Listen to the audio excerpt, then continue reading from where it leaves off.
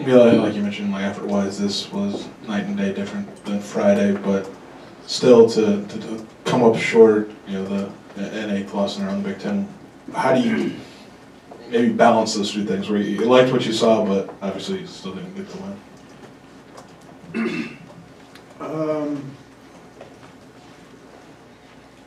I think everything's a growing process with us, and it's about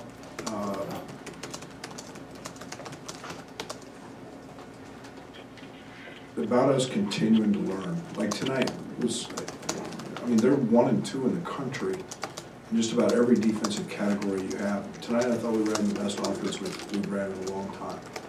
We didn't necessarily make some shots, and we know that. I mean, it's that at times shooting the basketball isn't has been a little up and down. As long as we fight, and let's face it, I mean, those are 2 lottery picks. And not to demise our side, but we don't have 2 lottery picks. But they're very, very good. They're very well coached. I'm fighting for our culture every day. And sometimes the process means the other team has more points, and you're never happy with a loss. You're never happy with 3 overtime losses and a buzzer beater. But there are nights that you feel better about who you've become, and the other team had more points. And the process is, yeah, we got to get better. I mean, we can't get every time 37-15 and expect to be a really good team. And you can't allow them to shoot 68% and be a really good team. But it's baby steps, and tonight was a challenge against top 5 team that I was halfway okay with. Coach, over here, you've been around a lot of great basketball in your career. Can you maybe tell us your thoughts on this Spartan team, where maybe you think they rest or where they are right now? Yeah, they're really good. And I think this is a team that can make a huge run in the postseason for 2 reasons. Great size, great depth. Not 1, but 2 great players. And in postseason, it's about making shots. You have to make shots. And you watch film, and I watched them play Maryland, and it was just 3-point barrage. And then you see them run, and their speed. Now most nights Winston's going to play better than probably he did tonight. But this is a team that can make a deep run. I think they're a Final Four caliber team, and they've got a Final Four caliber coach. And I haven't. I know if they were in any other conference, they'd be just about right where they're at. Right towards the top. Sure. You mentioned the idea of baby steps and building a culture. You've coached a while and know that, but how hard is it to get players to grasp that concept and not get deflated when they're going through a stretch like this? That's my job. And I take a lot of pride in being able to fight for that.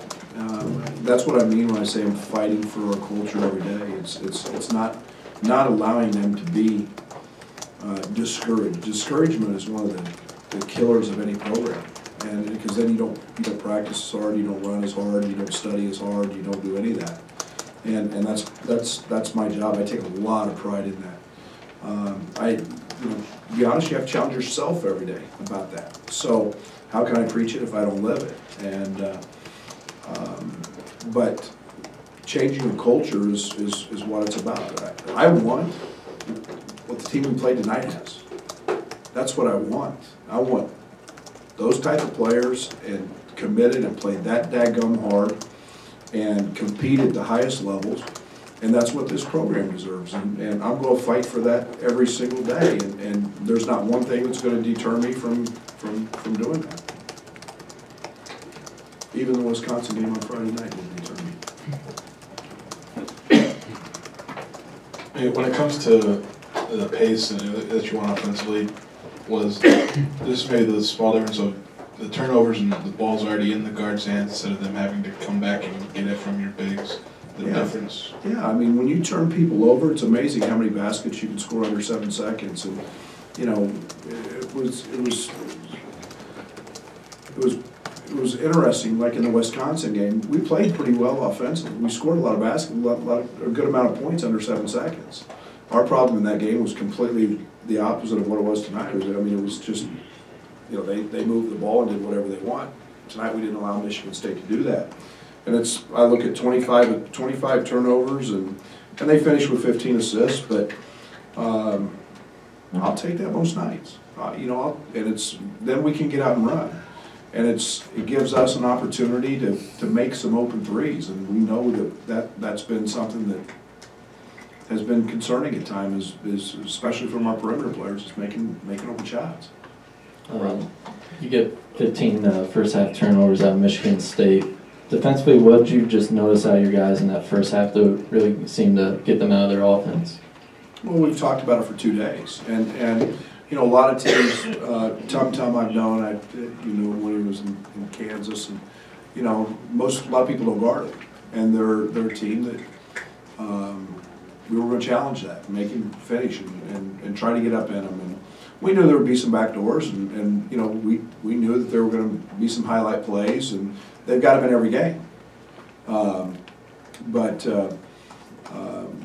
You know, I felt like it's something that we could do, and they're to run their actions. They're a point guard dominated team, and we tried to take that away, and you know, we tried to take transition away. They're electric in transition. Tom does as good a job as anybody in the country in running the floor, and that's ultimately what hurt us in the first 2 minutes of the second half is Ward running middle of the floor and just beating us down the floor. On the subject of keeping the back door closed, how do you think the team is progressing? What did you see tonight in terms of pressure defense, keeping people away? You know, no team's ever beat me, literally, in all the years I've done it, with backdoor plays. I mean, they're hard play to complete. If they practice them to put them in, it's not something they do every day. We may give up a few. It's not what beat us. We got beat because we gave up 402 offensive rebounds and got beat on the boards like that. But backdoors are the least of my concerns. And you know, for us to pressure and force 25 turnovers to give up 4 or 5 backdoors, I'm good with. There's one possession in the second half where like maybe 4 guys on the court got some version of shoot the ball from the bench. I mean, what's the process like there to get them to know it's okay to pull the trigger when they've got a look? Maybe it's comfort. I wish I had that question. I mean, Michael drives me nuts. I don't want him to shoot the ball. I think he's open, and he doesn't feel it. So it's, and I want guys. I tell very few guys to, not turn shots. I got mad at Mark Smith one time because he took a hard shot. He drove it. It was 17 or 18 on the clock. But when we reverse the ball and we play unselfish, and you get a clean look, we need to shoot the ball. And I thought Kipper turned down 3 or 4 tonight that were good looks. AJ turned down 2 in the first half and drove them. That's not who he is. He hasn't done that. And so yeah, I think it's comfort, but I want the guys to have confidence to know that they've got that green light to shoot it. We practice shooting them. Anything else for Coach? See you Wednesday. Tomorrow.